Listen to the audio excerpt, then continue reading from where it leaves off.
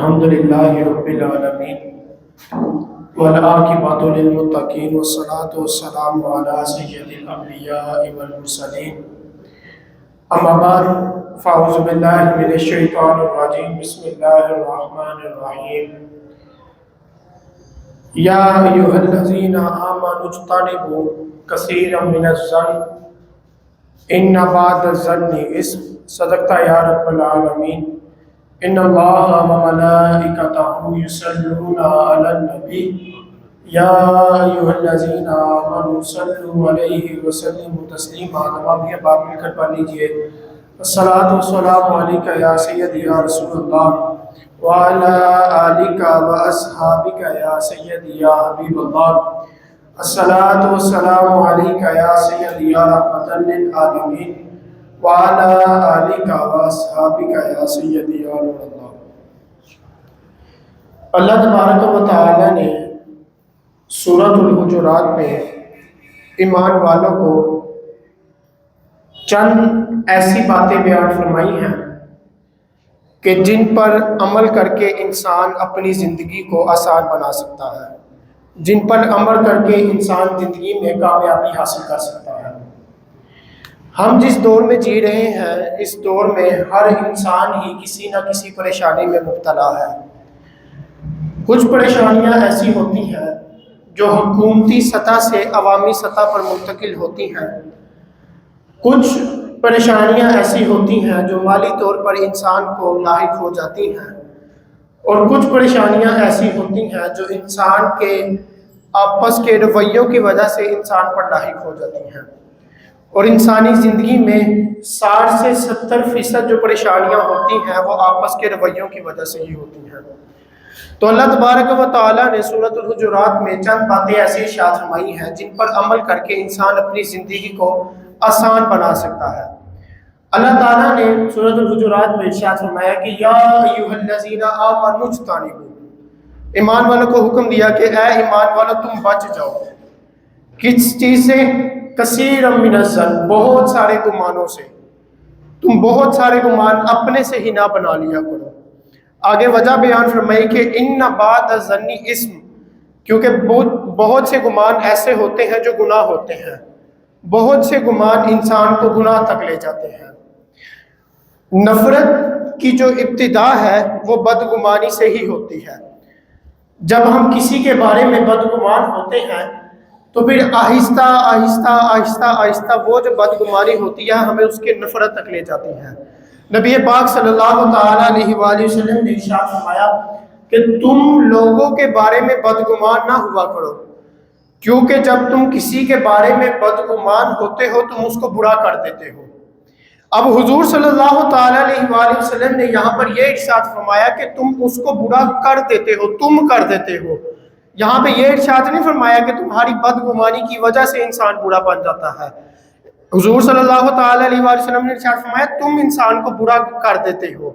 اگر اس حدیث کے ان الفاظ پر غور کیا جائے کہ تم انسان کو برا کر دیتے ہو، کیونکہ جب ہم کسی انسان کے بارے میں بدگمانی پیدا کرتے ہیں، کوئی بری سوچ رکھتے ہیں، کسی بھی قسم کی بدگمانی ہمارے ذہن میں آتی ہے تو ہم ہر وقت اسی تلاش میں رہتے ہیں، یہ اسی چیز کی کوشش کرتے ہیں کہ مجھے اس کی زیادہ سے زیادہ جو اس کی نیگیٹو باتیں ہیں وہ مجھے زیادہ سے زیادہ نظر آئے، زیادہ سے زیادہ ملے۔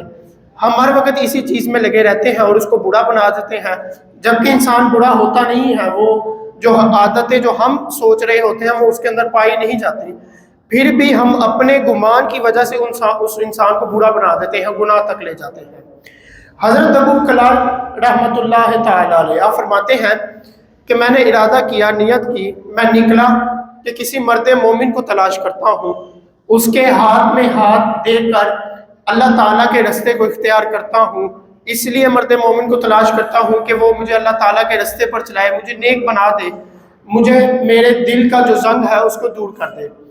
آج ہم لوگوں میں اکثر یہ بات ہوتی ہے، ہمارے ذہنوں میں اکثر بات یہ آتی ہے، یا اکثر لوگ یہ بات کہتے بھی ہیں، جب نماز ہم نے اپنی پڑھنی ہے، روزہ ہم نے اپنا رکھنا ہے، حج ہے تو اپنے لیے کرنا ہے، زکوٰۃ ہم نے اپنی ادا کرنی ہے، تو پھر ہمیں کسی کے ہاتھ میں ہاتھ دینے کی کیا ضرورت ہے؟ تو ہمیں ایک بات کو اچھی طرح سمجھ لینا چاہیے، جب تک ہم کسی کے پاس نہیں جائیں گے، کسی کے ہاتھ میں ہاتھ نہیں دیں گے، چاہے ہم دن کی 5 وقت نماز پڑھتے ہوں گے، لیکن نماز پڑھ کے جو سکون حاصل ہوتا ہے وہ ہمیں تب تک حاصل نہیں ہوگا جب تک ہم کسی کے ہاتھ میں ہاتھ نہیں دیں گے۔ نماز پڑھ کے مزہ تب بھی آئے گا، سکون ہمیں تب بھی حاصل ہوگا جب ہم کسی کے ہاتھ میں ہاتھ بھی دیں گے۔ جب کوئی ہمارے دل میں رب رسول کی محبت کو پیدا کرے گا، ہمارے دل کے زنگ کو دور کرے گا، ہمیں عبادت کا مزہ بھی تب ہی آئے گا۔ اب حضرت ابو کلال فرماتے ہیں میں نکلا، نیت یہ تھی کہ اللہ والے کو ڈھونڈوں گا، ہاتھ میں ہاتھ دوں گا، اللہ تعالیٰ کے راستے پہ چلوں گا۔ فرماتے ہیں میں تلاش کرتا رہا، نہیں ملا۔ پھر کسی نے مجھے بتایا کہ فلاں بستی میں ایک شخص ہے، ایک بزرگ ہے، بڑے ہی کامل بزرگ ہے، بڑی ہی کمال کی ہستی ہے، بہت ہی اللہ والے شخص ہے۔ اور فرماتے ہیں جس نے تعریف کی، اس نے تعریف کرنے کی بھی کوئی حد نہیں رہنے دی، تعریف کی تو بہت ہی زیادہ کی۔ فرماتے ہیں میرے دل میں تجسس پیدا ہوا، میں بڑا ہی خوش ہوا کہ یار کوئی اللہ والا مل گیا ہے جس کے ہاتھ میں میں ہاتھ دوں گا اللہ کے راستے پہ لگا دے گا۔ فرماتے ہیں میں نے نکلا، سفر بہت طویل تھا، میں نے سفر کیا، میں ان بزرگ کے پاس پہنچا۔ جب پہنچا تو میں نے جاتے ہی دیکھا وہ بزرگ خارے میں اترے ہوئے ہیں اور اپنے مریدوں کو کشتی سکھا رہے ہیں۔ فرماتے ہیں میرے ذہن میں فوری گمان آیا، بدگمانی پیدا ہوئی، یار تعریف کرنے والے نے تو تعریف کر کر کے کوئی حد ہی نہیں رہنے دی تھی، اتنی تعریف کی تھی کہ بڑا ہی کامل شخص ہے، بڑے ہی کمال بزرگ ہیں۔ میں نے سوچا تھا میں آؤں گا، وہ مصلے پر بیٹھے ہوں گے، اللہ توبہ کر رہے ہوں گے، اللہ تعالیٰ کا ذکر کر رہے ہوں گے، نوافل میں مشغول ہوں گے۔ یہ عجیب بزرگ ہیں، خارے میں اترے ہوئے ہیں، اپنے مریدوں کے ساتھ کشتی لڑ رہے ہیں، مریدوں کو کشتی لڑا سکھا رہے ہیں۔ تو فرماتے ہیں بدگمان ہو گیا، ذہن میں یہ گمان آیا، لیکن اب سفر بہت زیادہ کیا ہوا تھا، راحت ہو گئی تھی، تھک بھی گیا تھا، سفر بھی بہت طویل تھا، کہیں جا بھی نہیں سکتا تھا۔ رات انہی کے پاس قیام کرنے کا میں نے ارادہ کیا۔ بزرگ فرماتے ہیں رات قیام کیا، رات کو جب میں سو گیا تو میں نے خواب میں دیکھا کہ میں دلدل میں پھنس گیا ہوں، اور اتنی بری طریقے سے پھنسا ہوں کہ بس کوشش کر رہا ہوں نکلنے کی، نہیں نکل پا رہا، بہت ہی برے طریقے سے پھنسا ہوں۔ فرماتے ہیں میں نے اچانک دیکھا کہ وہ بزرگ جو کشتی سکھا رہے تھے اپنے مریدوں کو، وہ تشریف لائے ہیں، آ کے میرا ہاتھ پکڑتے ہیں، زور سے کھینچتے ہیں اور مجھے دلدل سے نکال دیتے ہیں۔ فرماتے ہیں جیسے ہی انہوں نے مجھے دلدل سے نکالا، میں نے یہ خواب دیکھا، فوری میں بیدار ہوا، میری آنکھ کھل گئی۔ جب آنکھ کھلی تو فجر کی اذانیں ہو رہی تھی۔ فرماتے ہیں میں نماز پڑھ کر بیٹھا تو وہ جو بزرگ جن کے پاس میں آیا تھا، جو کشتی سکھا رہے تھے، وہ خود کھانا لے کر آئے، لا کے ناشتہ میرے آگے رکھا، اور ناشتہ رکھتے ہی فرمانے لگے کہ اگر ہم اپنے مریدوں کو کل کشتی نہ سکھاتے، ہم کشتی نہ سیکھتے تو تمہیں دلدل سے نکالنا کس نے تھا؟ اللہ کے ولی تھے، اہل دل تھے، اہل نظر تھے، آپ نے دیکھتے ہی بلکہ آگے ان کا خواب بھی بیان کر دیا۔ فرمانے لگے اگر میں کشتی نہ سیکھتا تو تمہیں نکالنا کس نے تھا؟ تو آگے فرمانے لگے کہ یوں ہی کسی کے بارے میں بدگمان نہ ہو جایا کرو، تم نے ویسے ہی میرے لیے گمان پیدا کر لیا کہ کشتی لا رہے ہیں، کس لیے لا رہے ہیں، تم چاہیے تھا کہ تم مجھ سے آ کر پوچھتے اور تمہارے دل میں یہ گمان پیدا نہ ہوتا، تمہارے ذہن میں یہ گمان نہ ہوتا۔ فرمانے لگے کہ ہماری جو بستی ہے اسی سے جو پچھلی بستی ہے وہ بستی کافروں کی ہے، اور کافروں کا جب دل کرتا ہے جب مرضی حملہ کر دیتے ہیں، تو میں تو اپنے مریدوں کو کشتی اس لیے سکھا رہا تھا اگر کافر حملہ کر دیں وہ ان کا مقابلہ کر سکے، میں تو اپنے مریدوں کو جہاد کی تیاری کروا رہا تھا، تم میرے لیے بدگمان ہو گئے ہو۔ تو ہم نہ کسی کے اندر کوئی ذرا سی چیز دیکھتے ہیں اور ہم بدگمان ہو جاتے ہیں، سوچنے لگتے ہیں یہ بندہ ہے ہی ایسا۔ مثال کے طور پر اگر ہم کسی شخص کو شراب کھانے میں کسی مردہ شخص کو دیکھتے ہیں تو ہمارے ذہن میں یہی آتا ہے یہ شخص شرابی ہے، یار یہ بھی تو ہو سکتا ہے وہ شخص بڑا ہی نیک اور اللہ تعالیٰ کا بڑا ہی مقرب بندہ ہو، اور وہ شراب کھانے میں گیا ہی اس لیے ہو کہ میں جا کے تبلیغ کروں گا، لوگوں کو شراب پینے سے منع کروں گا، اور وہاں اس کو موت آ گئی ہو۔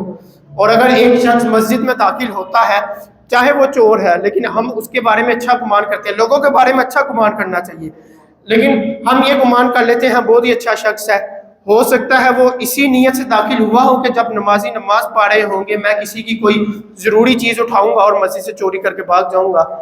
ہم کسی میں کوئی ذرا سی چیز دیکھتے ہیں، ہم اپنے سے گمان کر لیتے ہیں یار یہ بندہ ہے ہی ایسا، اس کی سوچ ہی ایسی ہے، اس کا کام ہی اس طرح کے ہے۔ تو ہمیں چاہیے کہ ہم کسی ذرا سی چیز کو دیکھ کر بدگمانی پیدا نہ کریں، بلکہ اس کو اس سے بات کریں، اس کے ساتھ کلیئر کریں معاملے کو کیا بات ہے۔ اللہ تعالیٰ کی بارگاہ میں دعا ہے اللہ تعالیٰ ہمیں بدگمانی سے بچنے کی توفیق عطا فرمائے۔ اگر ہم کسی کے بارے میں بدگمان ہیں تو اللہ تعالیٰ ہمیں اس سے معافی مانگ کر اپنے ذہن کو، اپنے دل کو صاف کرنے کی توفیق عطا فرمائے۔ وآخر دعوانا ان الحمد للہ رب العالمین۔